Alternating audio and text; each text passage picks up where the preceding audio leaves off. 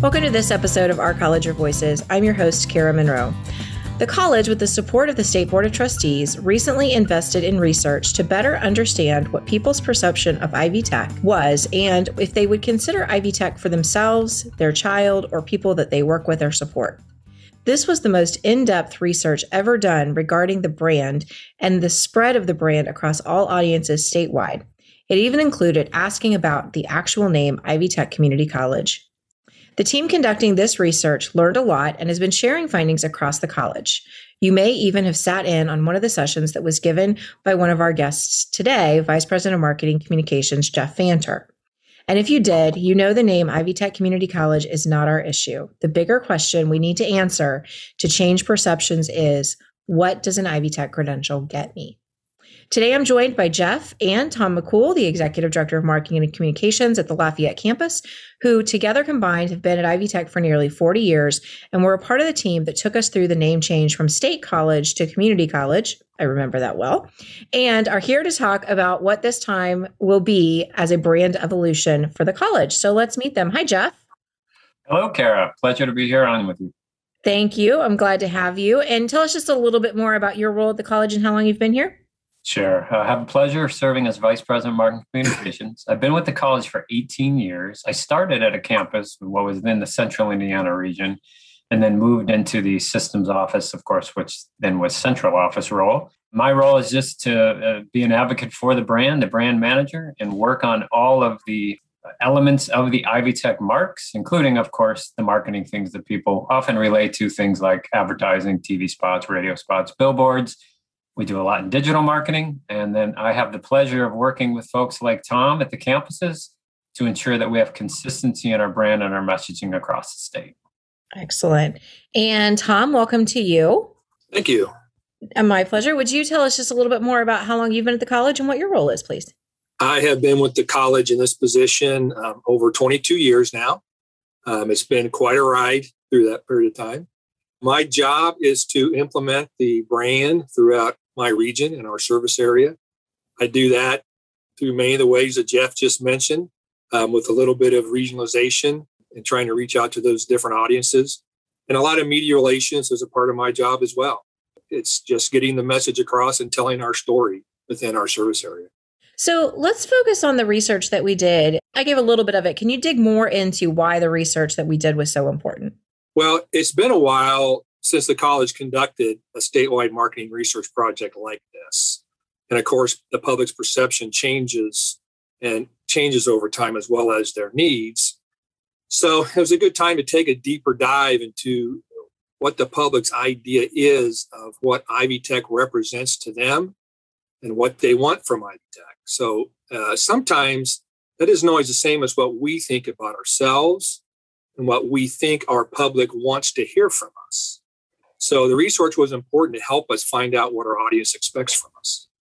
And who conducted the research? I know I sat in on sessions and I met with different folks, but who was I meeting with when I did those things? Because obviously at the time of a pandemic, you're doing it virtually. So you didn't get to see these people. You just saw names on a screen. So we worked with two companies, one Asher Agency out of Fort Wayne, and then Smari Research out of Indianapolis. And Smari is the premier research agency that does a lot of work like this, tops in Indiana. And they conducted virtual focus groups. And then we also did surveys, which many of you listening may have taken part in, either the focus groups or the surveys. It was interesting, Kara, as someone who watched those, well, I guess I'd say watched, I couldn't see the focus groups. You saw them online. You never saw people's names. Everybody could indicate who they were by a color. So I will tell you, I didn't realize there were that many different colors out there by all the different colors that people chose to indicate who they were.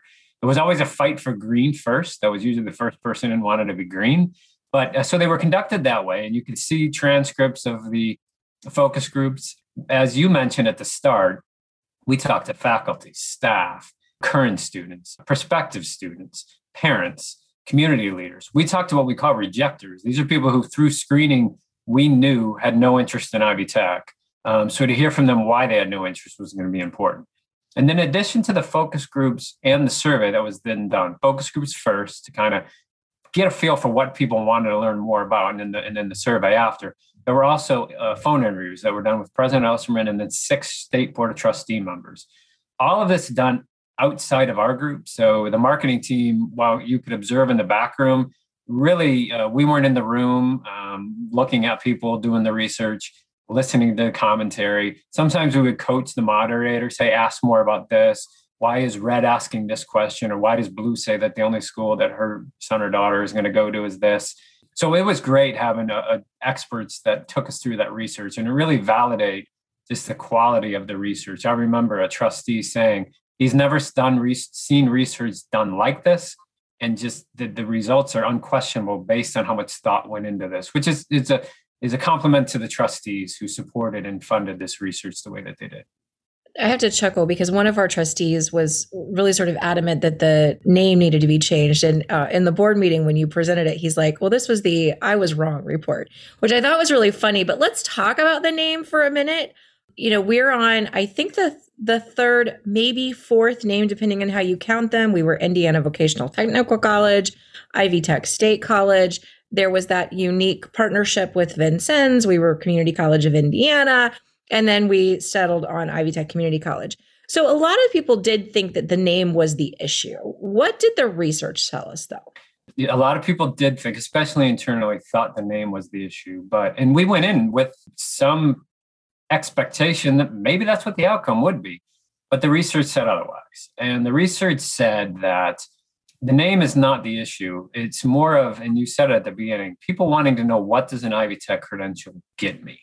And Tom and I were talking before this, and, the time we've been together here, we reflected on, there was research done probably about 15 years ago. It was done by the CHE when they talked about what our name should be. And that's with that Community College of Indiana. And in fact, there's still some signs out there on highways that say that, where that came about. And they did research and they asked the question, what they thought our name should be. The number one name chosen by external audiences at the time was Ivy Tech State College.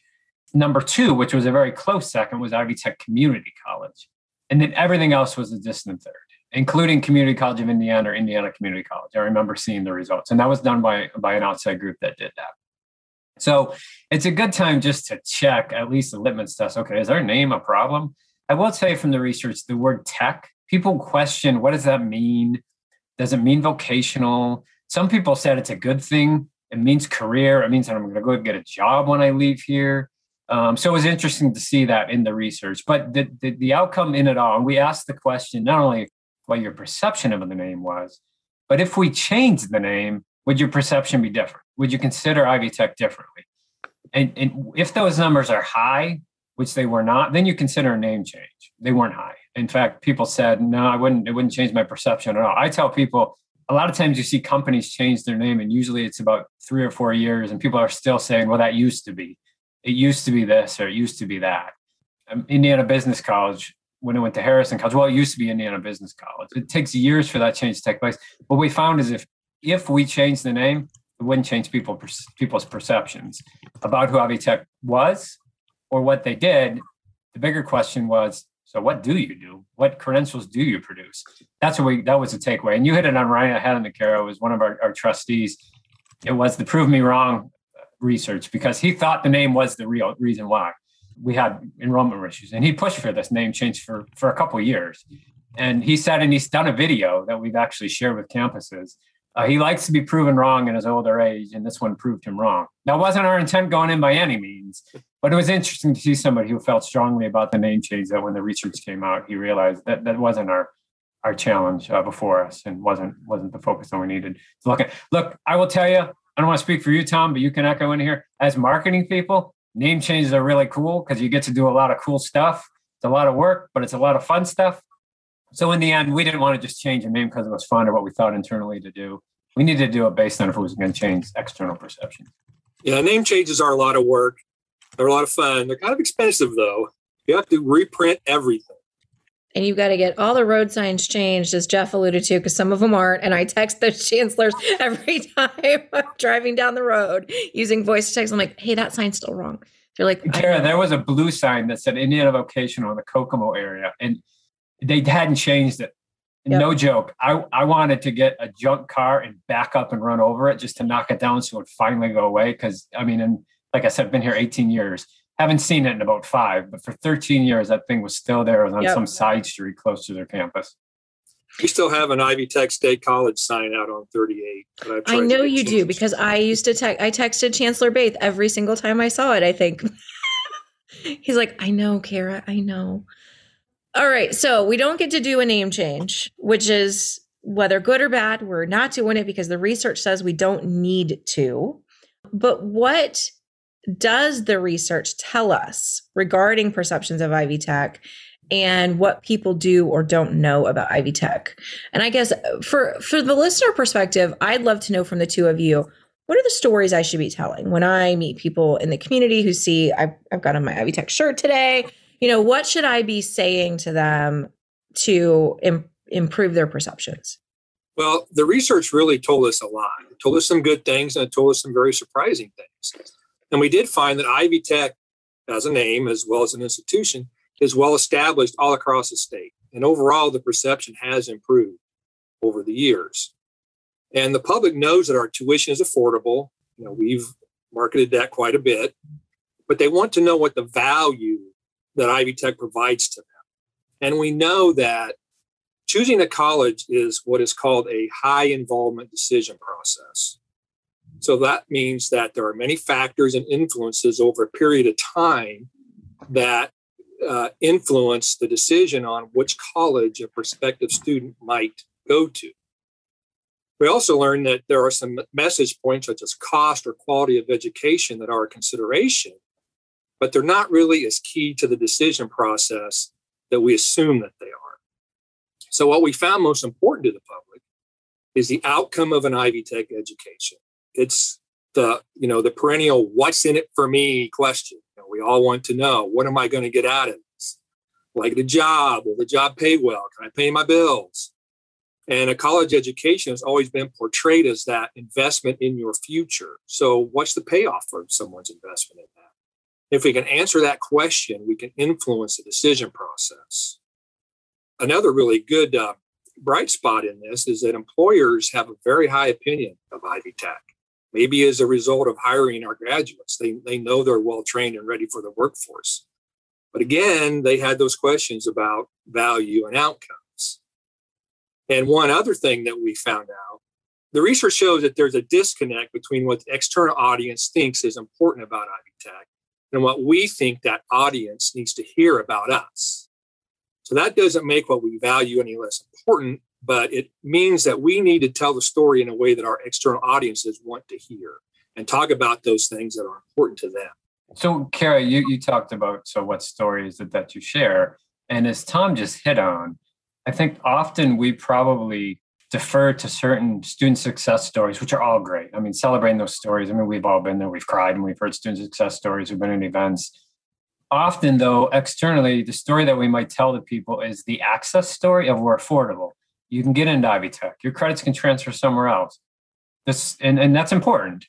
But the story the external audience wants to hear is, so what does it get for me, as Tom said? So the story they really want to hear is how much money our graduates make. Did you know we have graduates that work at company X making this much money and with this job title?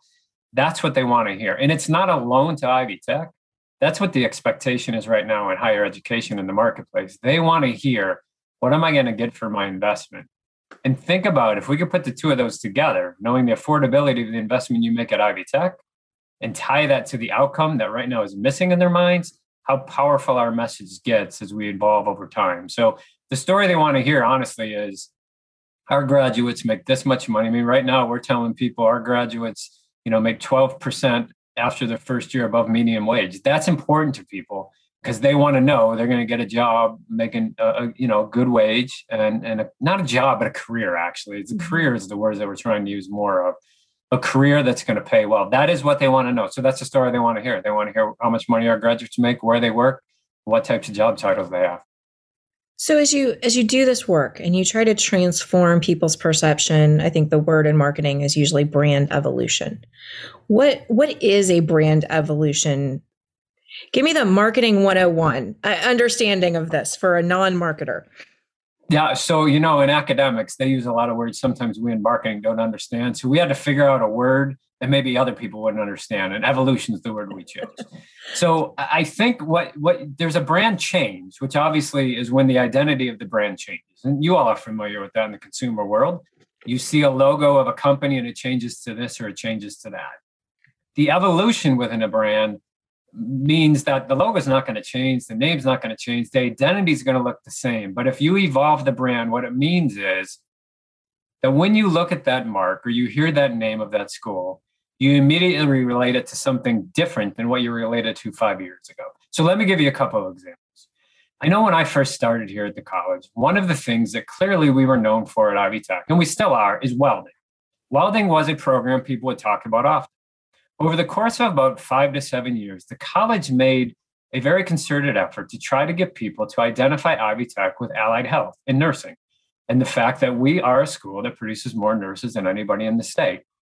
Didn't happen overnight, but clearly from the success of the nursing program and all the great work of individuals in that program and some of the marketing that was done, people know Ivy Tech as a nursing school, a very competitive nursing school, by the way. There are other programs that are certainly ripe for things like this, things like IT, because of what the marketplace says today. It takes time to get people to understand, okay, Ivy Tech seems normal from our name, Tech, right? Ivy Tech's a great IT school. That's an evolution of a brand. Now, but what we're trying to do is take the evolution to a higher level with respect to the identity that right now, Ivy Tech is known, and Tom mentioned it earlier, affordable, credits that transfer. The research told us people know that. How do you evolve from that now? This is the place you're going to go to get your next career. This is the place you're going to go to get your first career. And you're going to make good money doing it. If your career requires a 4-year degree, it doesn't mean Ivy Tech's not the right choice for you. It means Ivy Tech's going to be the springboard to your 4-year institution, and you're going to get that good career. And oh, by the way, we're going to get you guaranteed admissions to get you into that 4-year institution. See the change there? Before it was our credits transfer. But in the evolution, what we want people to know is I started Ivy Tech and I'm guaranteed to get into Purdue. I'm guaranteed to get into Indiana State. That's part of how that evolution will look over time. It's like a child kind of growing up and what's your child known for and what do they do? In time, Ivy Tech's going to be known differently than it does today, which really is affordability and transferability and probably access. Our belief is 5 years from now, it'll be already established in those areas, but it's going to be known as that's the place I go to start my career, launch my career, get a better career, and make really good money doing it in a job that I want at a company that many people recognize with the job title I'm proud of. So how do you know when this is successful? This is, as you mentioned, Jeff, this doesn't happen overnight. How do you know you've done it well? Well, when those stories that you talked about, that's the conversation that happens more and more because we have to do it well internally first for it to affect externally. So when the conversation is more around the ability for all of us to have the resources we need, the data we need to be able to share those stories about outcomes, that's when we know we're going to be successful. Because then we've embraced the brand. We've all become brand advocates. And then what we will do, look, this is one part of the research. We have to go back to the marketplace 3-5 year window and ask the question again, what's our perception? What are we known for? That's when we'll start to see who had an influence in this space. And we'll start to see if people understand, oh, Ivy Tech is a place where I want to go to start my career. It is a place where it makes sense to go, including all those audiences I talked to you about. Well, parents have a different perspective of Ivy Tech.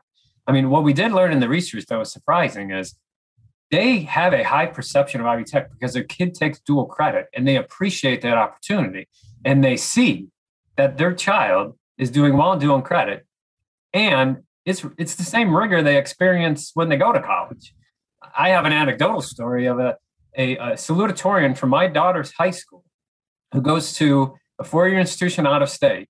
4.0 student, top-notch student. She's taking Spanish with Ivy Tech right now. And her mom keeps telling me that this class is no joke. This child has chosen not to make a vacation to California because she needs to keep studying her Spanish because she wants those credits to transfer back to her 4-year. So understanding the rigor, the perception of that family has changed overnight because of their experience in that class. Well, not everyone's going to take a class with us, but if perception can change, that people see Ivy Tech and say, that's the place I go for a career, and we do research to test that and ask people that question, then we've been successful. And look, based on the research and the resources that we're going to put behind this, I'm confident we're going to be successful. But it starts internally with all of us. We all have to embrace and become brand advocates and be the spokespersons for this college, which we all have great passion of it. Now we have to start to share maybe a different message than we've been used to in the past. Absolutely agree with that. And I hope that we have some type of brand advocacy training of some kind to kind of help our employees do that. But what I'm really hoping for is our employees will begin to see what kind of story that I, myself, am looking for to promote to the community. Before, it was kind of this story of, we had a lot of student success stories about students who overcame some life issue and got a college education thanks to Ivy Tech. And that's kind of where it stopped. But now we need to take that further and say, okay, now that student has a good job that pays well. And the secondary story is this whatever issues they overcame to get there. So when I start seeing those kind of student stories, I know that, my colleagues on the campus finally get this brand change. Yeah, that's a great point, Tom. That's when we know we've changed it, is when those are the types of stories that we tell. Look, those success stories are phenomenal. Like I said earlier, we've all cried from them. But really what our externally audiences are saying, after they wipe their tears, they want to know, okay, now what is he or she doing? Yeah. And they want to know that they have a good job, good career, or they've moved on to a four-year institution, or they're doing well there and they're on their path to get a good career. Well, I know that this connects to the Idea Dash as well. And I'm not sure where this episode will come out in relation to Idea Dash. But I encourage our listeners to make sure you check out both of those. I know many people participated in the Idea Dash program, and we talked about some of that brand advocacy training that, Tom, you mentioned. So definitely keep your eye out for that episode as well to hear what's next with that too. As we wrap up here, call to action that we do with every episode. Obviously, do keep your ears out for that Idea Dash episode. And being a brand advocate is important in order to change perceptions, as Jeff and Tom have shared with us today. So we need to be proud of our name. We need to ask questions about it. We need to make sure we're well informed about the programs and the outcomes of those programs and where students go. I know Jeff and his team are working on some information to share with everyone around the earnings for all students. So be sure to keep your eye out for that, as well as new information on guaranteed admission programs and other things that are coming out so that we can all talk more about those outcomes. Thanks for joining this episode of Our College, Your Voices. I want to thank the members of today's panel, Jeff Fanter, Vice President of Marketing and Communications and Systems Office, and Tom McCool, Executive Director of Marketing and Communications at the Lafayette campus. I'm your host, Kara Monroe. You can connect with me on Twitter at KNMTweets. Our producer is Sarah Ferguson. You can reach us by email at ourcollegeyourvoices@ivytech.edu. Don't forget, if you're an Ivy Tech faculty or staff member, you can join our Microsoft Teams listener community. I send out instructions on that every Thursday. Our website, where you'll find links to our show notes, is ivytech.edu/podcast. Production assistance for this and every episode provided by Becky Campbell and the Ivy Tech Community College Creative Services team. Our podcast concepts by Matthew Pittman. Theme music and post-production services provided by Jen Eads at the Brassy Broadcasting Company. And we will talk to you next time on Our College, Your Voices.